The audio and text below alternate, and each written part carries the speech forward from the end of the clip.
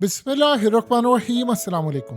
पिछले 24 घंटों में जीडीए ने जो एहतजाज किया है सिंध के अंदर, जो इलेक्शंस के खिलाफ, आप उसका अंदाज़ा नहीं लगा सकते कि पीर साहब पगाड़ा ने जो एहतजाज किया है उसने इंटरनेशनल सतह पर इतने बड़े सिंध के अंदर एहतजाज में, ये शायद लोगों को अंदाज़ा नहीं है कि इस वक्त जो इंटरनेशनल सतह पर इसकी कैंपेनिंग की गई है उसने पूरे वर्ल्ड को हिला कर रख दिया है। और वो कह रहे हैं कि पाकिस्तान के अंदर से इतनी बड़ी तादाद में लोग निकले, ये पहला असल में शो डाउन था, जिसके बाद वो कह रहे हैं कि चीज़ें मुकम्मल तौर पर एक तरफा होने जा रही हैं। अब ये जो एहतजाज है, लोगों को शायद अंदाज़ा नहीं है कि ये असल में पीर साहब पगाड़ा है कौन। और इन्होंने 54 साल जो अंग्रेज़ों से लड़ाई की थी, ये वाहिद वो लोग थे जिनके ऊपर एयरफोर्स ने हमला किया था। यानी आप सोच लें, बरतानिया इनसे इतना तंग था कि कहा जाता है कि अफ़गानिस्तान के अंदर और उन्होंने लड़ाई की, वो भी लड़ते रहे और इन्होंने जो लड़ाई की, इनकी 3 नस्लों ने वो लड़ाई की जिसका आप अंदाज़ा नहीं कर सकते। अब इन्होंने जो शो डाउन किया है, अंग्रेज़ों को असल में इनकी हिस्ट्री याद आई है और हिस्ट्री आम पाकिस्तानी को पता नहीं। और जो चंद दिन बाद अब ये करने वाले हैं, आप उसका अंदाज़ा भी नहीं लगा सकते कि ये क्या है। सबसे पहले समझ लें कि असल में ये है कौन और इनके जो मुरीदान हैं, यानी आप सोचो वो इतने डिसिप्लिन है। इन्होंने जो एहतजाज किया है, ये सबसे ज़्यादा ख़तरनाक एहतजाज उन्होंने सिंध में किया है। असल में आप ये बात समझ लें कि इंडिया के दौर में, यानी जब बरसगीर का टाइम था, तो एक सूफ़ी थे जिनको कहा जाता है सैयद मोहम्मद राशिद शाह। असल में उनकी एक कम्युनिटी थी। उन्होंने काम ये किया, उन्होंने सिंध के अंदर कह दिया कि हमने अंग्रेज़ों का हुक्म नहीं मानना। उनको नाम कम्युनिटी को दिया उन्होंने हुर। हुर का मतलब होता आज़ाद। यानी आप अंदाज़ा कर लें कि जब मुसलमानों ने कभी आज़ादी का सोचा भी नहीं था, इन्होंने नारा मारा कि आज़ाद हमें चाहिए, यानी हुर है हम।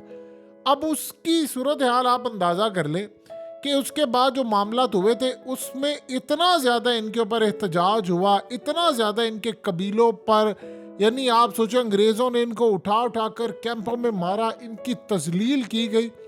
ब्रिटिश अथॉरिटीज़ जो थी उन्होंने इनके खिलाफ इतने ऑपरेशन किए, इनके घर जला दिए, गांव जला दिए, इनकी फसलें तबाह कर दी, मवेशी जानवर ना जाने इनके साथ क्या क्या सलूक किया।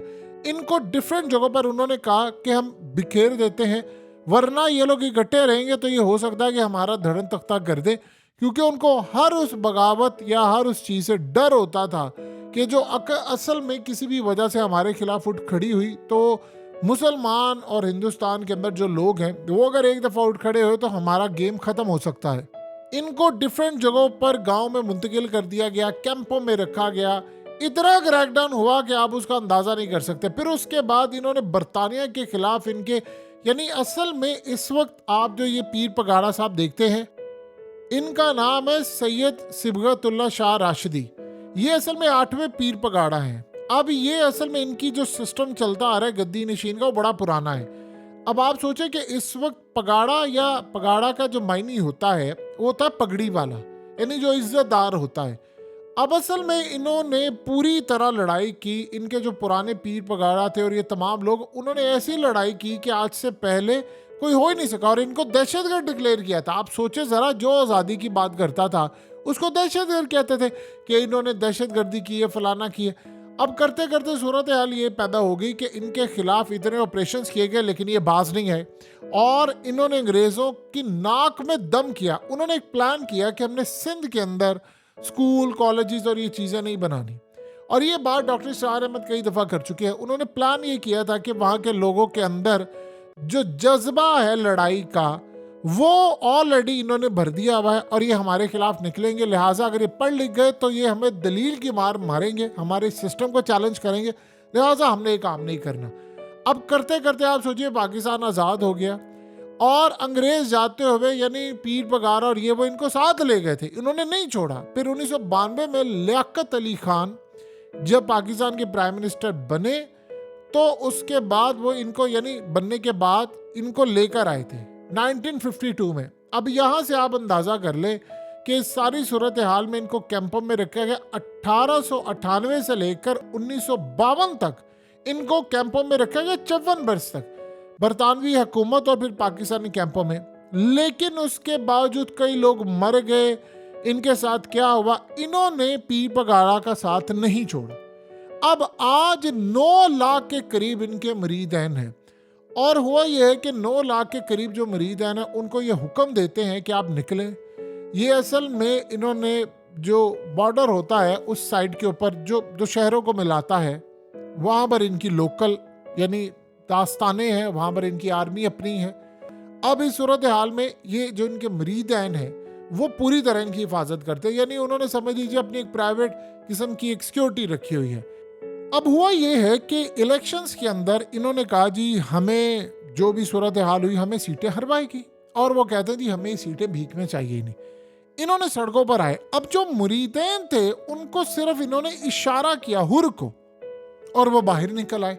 अब हुआ ये है कि इंटरनेशनल सतह पर इनका जो नेटवर्क है उसको पजीराई मिली, तो मीडिया के अंदर इंटरनेशनल सतह पर ये गुफ्तगू हो रही थी, खास तौर पर ब्रिटिश मीडिया में, कि इन लोगों ने माजी के अंदर भी बरतानिया के साथ 54 साल लड़ाई लड़ी, हार नहीं मानी, इनकी 3 नस्लें तबाह होगी, और आज भी ये एग्जैक्टली इसी तरह खड़े हैं। इन्होंने पीएमएल फंक्शनल बनाई, लेकिन अब इन्होंने जीडीए के तौर पर यानी एक पूरा ग्रैंड डेमोक्रेटिक अलायंस रखा हुआ है, और इसको वो आगे लेकर चलते हैं। अब सूरत हाल ये पैदा हो गई है कि इन्होंने कहा है कि जो मुल्क से निज़ाम पूरा लपेटा जाएगा, फलाना हो जाएगा, मुझे खतरा है, इमरजेंसी लगने वाली है।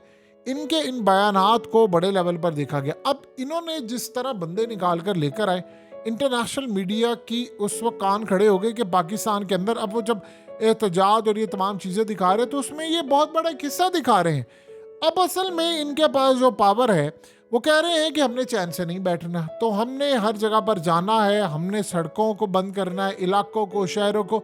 और इनके जो मुरीदैन हैं असल में ये लंगर चलाते हैं, बहुत सारी चीज़ें करते हैं, ये इनको एक ऑर्डर देते हैं। आम रूटीन में मजहबी जो लोग होते हैं उनके मुरीदैन होते हैं, लेकिन इनके जो मुरीदैन हैं वो डिसिप्लिन वाइज हैं, यानी आप ये देखिए उनको वो एक हुक्म देते हैं तो वो काम कर सकते हैं जो आम रूटीन में कोई भी किसी जगह पर एहतजाज हो रहा हो उनमें डिसिप्लिन ना हो।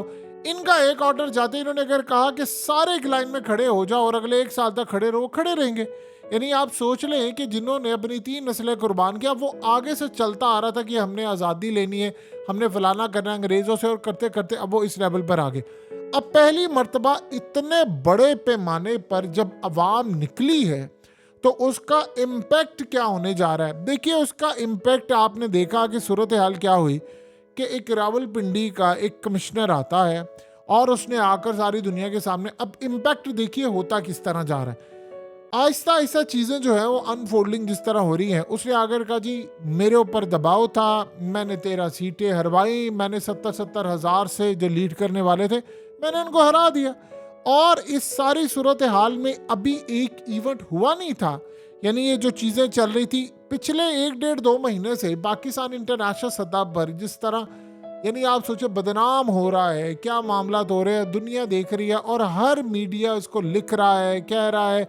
इसके बारे में जब लिखा अब सूरत हाल मजीद बढ़ती जा रही है।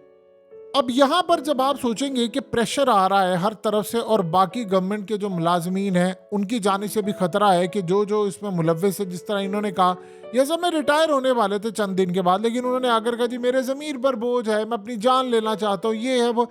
वरना आप सोचिए कि जिसके चंद दिन रह जाए रिटायरमेंट के अंदर तो वो तो कभी ये गलती नहीं करेगा कि उसके ऊपर केसेस खुल जाए, इंक्वायरियाँ खुल जाए, या वो कहता थी मुझे तो आप चौक में लागल उल्टा लटका दे, मुझे कोई परवाह नहीं है। अब मैं अपनी ज़िंदगी से बेजार हो चुका, मुझे नींद नहीं आती, बेचैनी है, मैं नमाज पढ़ रहा था, उसके बाद मैंने सोचा अपनी जान ले लूँ। तो मैंने कहा मैं अपनी जान लेने से बेहतर ये है कि मैं जाने से पहले कोई भला कर जाऊँ, मैं क्यों हराम मौत मरूँ, क्योंकि मुझे खतरा था। उसने कहा मैंने बड़ी ज्यादती की है।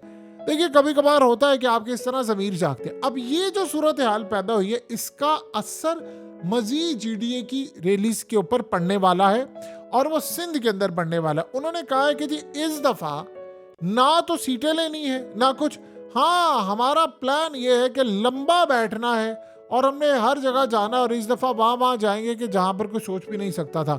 अब सोचे ज़रा 9 लाख मरीदन हैं और इन मरीदों को कहा यह जा रहा है कि हम आपको मूव करेंगे, जहां मूव करेंगे आप वहां पर जाएंगे। इंटरनेशनल सतह के ऊपर इनके जो मामला चल रहे हैं उनको इतनी पजीराई मिली है, इतनी ज्यादा पजीराई मिली है कि अब हर जगह पाकिस्तान के अंदर एहतजाज सिलसिलों का एक सिलसिला बड़े लेवल पर शुरू हो गया है। देखिए, एक चीज़ ध्यान में रखिएगा, इसको हम शायद उस नज़र से देख रहे हैं, इसको यूरोप की कंट्रीज वहाँ पर अब उनके मीडिया में जब आना शुरू हो गया है, तो वहाँ पर वो लोग पूछ रहे हैं अपने इलेक्टेड नुमाइंदों से कि आप पाकिस्तान की जो सिचुएशन चल रही है, आप इसके ऊपर क्या बातचीत करें। इंडियन मीडिया कंटिन्यूसली इस पर पूरी प्रोग्राम कर रहा है, उनके यहाँ डिबेट हो रही है। आजकल तो भारत के अंदर चल ही ये रहा है कि पाकिस्तान के इलेक्शंस में क्या हुआ, उसके आफ्टर इफेक्ट्स। वो असल में इसमें क्या कर रहा है, वो असल में इसमें कड़ी शराइत रख रहा है। देखिए, आईएमएफ के अंदर उसका है बड़ा असर व रसूख। उसने क्या काम करना है, उसने सिंपल सा काम ये करना है कि हमने इन रैलीज को निकालना है, हमने सारी दुनिया को बताना है कि असल में देखो पाकिस्तान के साथ ये हुआ, इनके तो पीछे गवर्नमेंट जो बनेगी वो कौम का मैंडेट ही नहीं है, फलाना नहीं है, तो वो नेक्स्ट क्या करने जा रहे हैं। वो आईएमएफ के अंदर जो इनके बंदे बैठे होते हैं उनसे और मजीद कड़ी शराइत रखवाएंगे और वो चाहेंगे कि इनके मामलात और ज़्यादा ख़राब हो, क्योंकि लोगों के जब मैंडेट नहीं होता तो वो वहाँ पर शराइत को बनवाना बड़ा मुश्किल होता है और मजबूरी होती है कि इन्होंने करवाना है। अब वो वहाँ पर जब करवाएंगे तो वैसे ऐसे पाकिस्तान से काम करवा देंगे कि बाद में इंटरनेशनल सतह पर कहेंगे कि पाकिस्तान बिल्कुल नाकारा हो चुका है, ये चलने के काबिल नहीं है। और वो उसको इतना वीक करना चाहते हैं जिससे भारत कम से कम अपना तो ये फ़ायदा निकालता है कि वो समझता है कि जब मैं इंटरनेशनल सतह पर जाऊंगा, यानी पाकिस्तान के गिलगित बल्तिस्तान और कश्मीर पर जब मैं हमला करूंगा, तो वो इंटरनेशनल सतह पर ये ऑलरेडी इतने ज़्यादा बदनाम हो चुके होंगे, ऑलरेडी इतने ज़्यादा मामला ख़राब होंगे कि वो कहेंगे कि संभाल ही नहीं सकते, ये तो अपना मुल्क नहीं संभाल सकते। वो इस पॉइंट ऑफ व्यू से कर रहे हैं। अब जहाँ तक बात है बरतानवी मीडिया की या इंटरनेशनल मीडिया की, वो उसको डिफरेंट पॉइंट ऑफ व्यू से देख रहे हैं। वो ये देख रहे हैं कि हमने पाकिस्तान के ऊपर, देखिए उन्होंने असल में काम ये, जब से रूस वाला मामला हुआ है तब से अमेरिका की सिट्टी गुम हुई पड़ी है। यानी दुनिया के अंदर जो डबल स्टैंडर्ड है वो रूस की जंग के बाद बिल्कुल ही बदल चुका है। आप ये सोचें कि रूस के अंदर वो कहते हैं जी इलेक्शन हुए हैं और पुतिन ने जी फलाना कर दिया, उसे मुखालफिन को मरवा दिया, उसने जेलों में कर दिया और फलाना, वो वहाँ पर बड़ी कैंपेन करते हैं। लेकिन जब कैंपेन की बारी आती है पाकिस्तान की तो वो कह रहे हैं कि अच्छा तब आप यहाँ पर क्यों नहीं बोलते। अब स्टेट डिपार्टमेंट से हर जगह पर सवालात हो रहे हैं, उनसे पूछा जा रहा है आप बताएं पाकिस्तान के अंदर तो एहतजाज चल रहा है, क्या हो रहा है। तो उस पर फिर उनको आर्टिकल्स लिखने पड़े, उनको वो बताना पड़े, वो अपनी आवाम को जवाब दे हो रहे हैं कि भाई आप जब यूक्रेन का, वेनेजुएला का और दीगर जगहों का या रूस का मामला होता है वहाँ पर आप खुलकर राय का इजहार करते। तो पाकिस्तान की सूरत हाल, जैसे मिसाल के तौर पर अभी स्टेट डिपार्टमेंट ने कहा था कि हम पाकिस्तान की सिचुएशन को बड़े गौर से देख रहे हैं और वहाँ पर हम देखेंगे कि अदलिया की जानिब से इसके ऊपर जो इंक्वायरी होती है, इन्वेस्टिगेशन होती है धांधली की, तो फिर हम देखेंगे। अब ये वो बात कर रहे थे तो पाकिस्तान के अब चीफ जस्टिस के ऊपर इल्ज़ाम लग गए हैं कि भाई अब ये जो कमिश्नर था उसने इल्ज़ाम तो सीधा सीधा लगा दिया काजी फायद ईसा पर।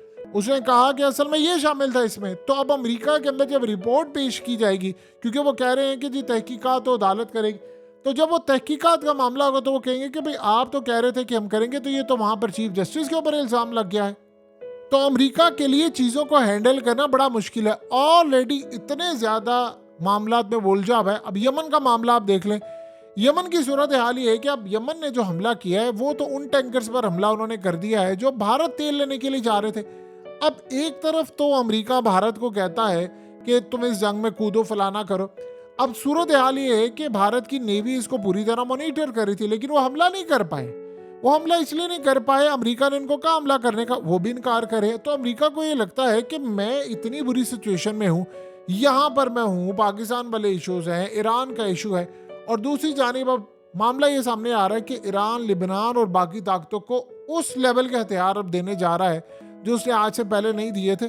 और अमेरिका के लिए खतरे की घंटी बजने वाली है क्योंकि रशिया उनको वहाँ पर दबोचने को तैयार है। तो इस सारी सूरत हाल के अंदर जब रैलीज और ये चीज़ें आ रही हैं तो दुनिया उनको एक और ही अंदाज से देख रही है कि अमेरिका आज, देखिए अब ये जो लड़ाई का मामला चल रहा है जो खित्ते के अंदर हो रहा है, पाकिस्तान के हवाले से बड़े मामलात हैं।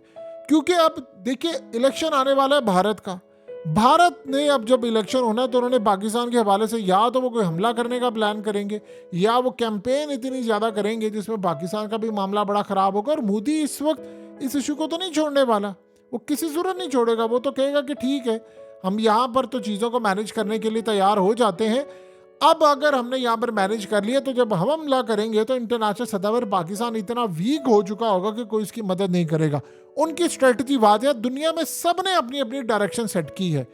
एक सिवाय पाकिस्तान के जिनका पता ही नहीं है हमारी डायरेक्शन असल में डायरेक्शन लेस हो चुकी है। सो आने वाले वक्त के अंदर हमें इन चीज़ों को तैयार करना, हमें अपने आप को भी तैयार करना है कि मामलात कंट्रोल से बाहर जाने से पहले चीज़ों को सुधार लें, वरना इस वक्त दुनिया में बहरान है, महंगाई का, कोई आपकी मदद करने को तैयार नहीं होगा।